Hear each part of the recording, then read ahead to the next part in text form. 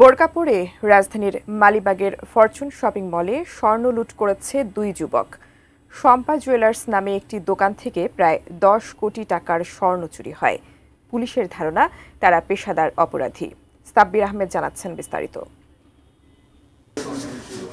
রাত ৩টা ৭ minute মালিবাগের Fortune shopping মলের শম্পা জুয়েলার্সের সামনে বোরকা পরা দুই যুবক।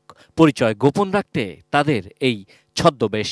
প্রায় ৩০ মিনিটের চেষ্টায় দোকানের তালা ভেঙে ভেতরে প্রবেশ করে তারা।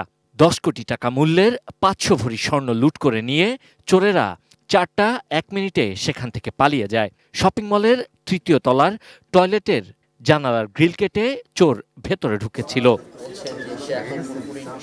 ক্ষতিগ্রস্ত দোকানের মালিকের দাবি, ভোরের দিকে মার্কেটের নিরাপত্তা প্রহরী তাকে কল দিয়ে চুরির কথা জানান।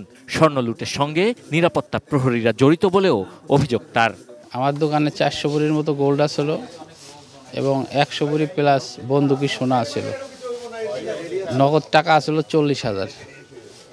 আইসা দেখি আমার দোকানে কিচ্ছু নাই।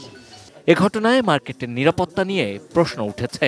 দোকান মালিক সমিতির দাবি, এমন চুরির ঘটনা এবারই প্রথম। একটা জায়গা থেকে আপনার কাটা টাটা পাওয়া গেছে, গ্রিল ট্রিল। আর আমার সিকিউরিটি যারা ছিল তারা সবাই প্রেজেন্ট, কেউ অ্যাবসেন্ট নাই। আপাতত দৃষ্টিতে বাইরে থেকে লোক আসছে। খবর পেয়ে ঘটনাস্থলে আসে পুলিশের বিভিন্ন ইউনিট।